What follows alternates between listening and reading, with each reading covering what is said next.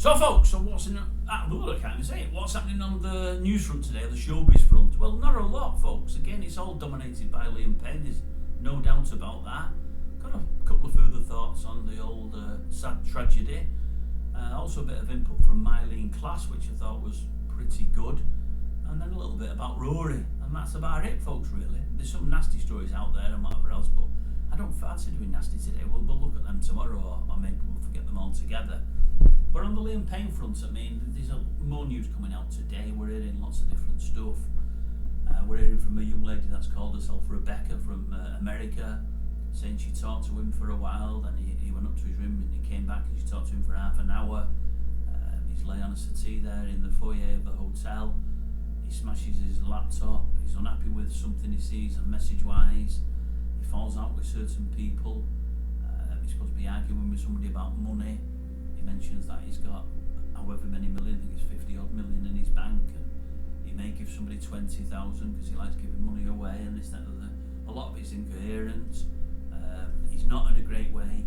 The staff realise he's not in a great way. He goes back upstairs. He comes down a little while later, and I believe he falls completely down on his face, just completely, and he's convulsing. He's in a bad way. They bring him back round. They take him back to his room, which is probably the worst thing they could have done. Now we know you've seen stuff on the net there and on news programmes.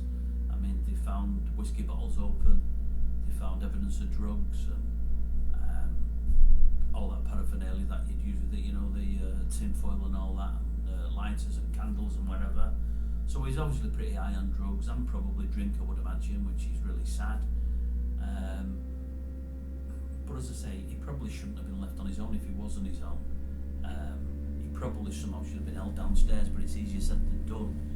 But I read when he's died, when he's fell off the balcony there, I think he's fallen with, I think they say, a mobile phone, a bottle of whiskey and something else in his hand. Well, if that's the case, you don't, because I mean, some rumours were trying to suggest yesterday he may have been an accident, he's gone off the balcony. Some were just suggesting he may have jumped. Well, I don't for 1 minute think you jump with a bottle of whiskey and a phone in your hand. You don't worry about those, especially the phone. You've no need for it, have you? I think what's likely is it looks like it's a pretty low balcony, and I think one of two things has happened. Is either because he's drunk and pretty much drugged, he's walked towards it and his body weight just took him over accidentally. He's not known where he was. It may have even had another seizure off hitting the balcony and gone over. I think it's like 100% accident. I really, really do. And it's just so sad. It really is sad. I mean, there's nice words coming out from all his band members today. Not that they have to feel that they've got to do it straight away, because everyone's on to them to put messages out, but they put them out all the same.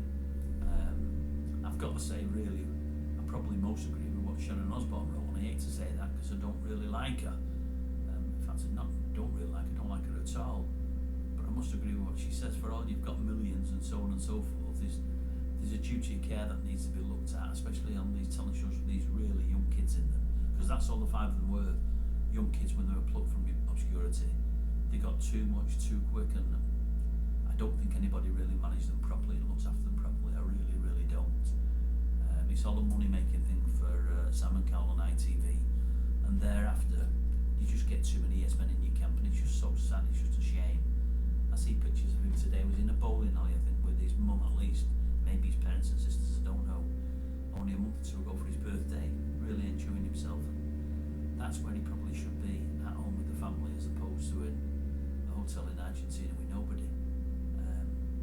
But it's just sad. It really, really is sad. But I just think it's a huge accident. I really do. I don't think there's been any intention on his part. But he's obviously a troubled soul, and it's just a real shame. He's just a young kid when all said and done. Just a young kid, and it's. I see McGuinness wrote something again. I don't like Paddy McGuinness neither, but some text or something that I did to McGuinness said something like, "Yeah, I can tell you that it's nice to have a friend, so don't have many friends." And you think, well, and it's sad. A lad in his 30s doesn't have many friends and anyone to turn to. But sometimes that's what money does to you. It turns you away from everybody else. It puts you in a different world, you're different stratosphere to those that you grew up with, and all of a sudden they all get left behind, which in itself is sad. But I was listening to something today Myleene Klass was saying. He said, what were your experiences like? Because obviously you were in a mixed band, when you were young like themselves. You wasn't as big, but you were in a band that did well. She said, well, it was the same for us, we were all young kids, she said, but it was really hard work, but they don't really think of you, she said, and all it is work, they keep pushing you for more and more and more. You're constantly shattered, you're going from hotel to hotel, time zone to time zone, she said, and they want you to look right, they want you to be slim, they're taking food off you all the time, they don't like you eating, because they're always saying, you don't look right on photographs. She says, you've got food there, and they're coming hoovering it all up from your room, taking everything out of your room. You go to recording studios and there's food around the recording studios, and your management come in and take everything out so you can't eat anything. She said, it's crazy. She said, but then you get the other end of it. She said, nobody knows this, but when you've sort of made it, she says, it's weird. You get taken to a room, and it's called, I can't remember exactly, but it's called something like the gift room. She said, it's like the gift room, and they give you the suitcase, and they say, take what you want. She didn't explain how this actually works or what it was. Take what you want, and you go around and you're taking all kinds of electrical goods. You might take hair straighteners and this and that shit, and you go around and you're filling the case up, and nobody cares how much you take. It's all bullshit. It's all free, completely free, probably by all various sponsors and whatever, and management companies. She said, but while you're in there, you're seeing A-list celebrities, Hollywood stars walking around doing the same, and you're thinking, you could buy this whole room up and all its contents and not make a dint in your bank balance. Why on earth are you taking 2 pairs of hair straighteners and this and that and the other? She said, but that's how some people are with money. It's weird that some people just want more and more and more. Some people think they've never got enough. Some people think they don't know when it's going to end, so they need extra stuff. Some people just get detached with the real world as it is, because you're in a different world now. You're in rarefied air. And once you tell the story, you're thinking, maybe that's where he was and how he was, because he just was on his own, millions of miles from home, millions of miles from loved ones, just sad, isn't it? Really sad. Right, different news. What else have we got? Just Rory Gallagher. I know today that his guitar has sold at auction. I think it was at Bonham's yesterday. How much did it go for? I know, might not mean a lot to all of you, but it did to me. 889,000, 889. And the good news is, for all those music lovers, those rockers out there, it's going to a museum back there in Ireland. It's been donated. Whoever's bought it donated it to the Irish National Museum.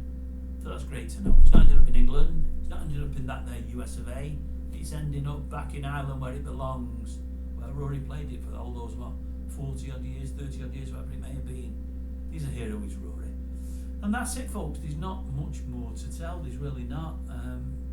Just a sad couple of days in the back. As I say, I'm not a Liam Payne fan. I'm certainly not a One Direction fan. Not at all. But these things do shake you up. You're still a young kid when all's said and done.